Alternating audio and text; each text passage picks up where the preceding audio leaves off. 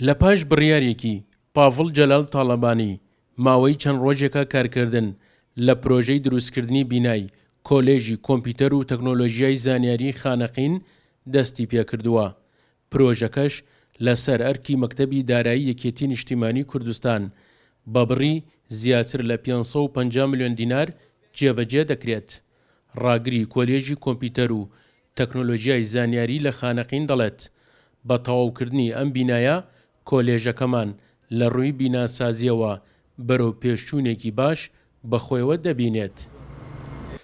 بەڕێز کاک جەنابی کاک پاڤڵ تاڵەبانی بە سوپاسەوە هاتە دەمی داواکاریەکەیانەوە بریاریدا بۆ دروستکردنی بینایەکی گەورە بە هۆڵ و تاقیگە و کتێبخانە و قاعی مۆتەمەرات و ژووری مامۆستا و فەرمانبەران لەگەڵ ملحقاتی کە پێکاتووە لە مەغاسلۆ و چتەیلان لە سەحیات کێشەی زۆرمان بوو لە هۆڵ و تاقیگا.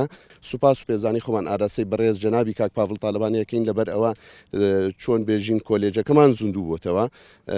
ئێستا ئێمە ئەتوانین لەم بینایە ئینشاءڵڵا کە بۆ ماوەی تقریبەن کە بەڕێزان ئەندازیاران ئەڵێن بۆ ماوەی 6 مانگتەوە ئەبێت ئەتوانی بخێنێ ئیشەوە لە بیدایی یان لە پێشی مانگیدا بیدایی ساڵی خوێندن بۆ ساڵێکی تر ئەتوانین ئەمە کۆلێجەکەمان زوندوو کردەوە و بڕێگی زۆر لە احتیاجاتی کۆلێجەکە پڕ کردەوە.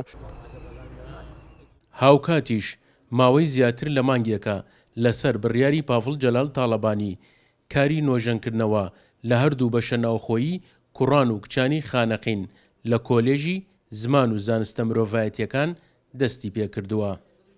نزیکەی مانگێکە بێ دەستکراوە بە ئیش لە تابقی سێ دەستکراوە بە لابردنی کاشی کۆنەکان و ئامادەکردنی شوێن بۆ چاکردنی و هەروەها خۆمیش ئەندازیارم لە جێبەجێکردنی پرۆژەی دروستکردنی بینایەک بۆ کۆلێژی کۆمپیوتەر و تەکنۆلۆژیای زانیاریان لە خانەقینە.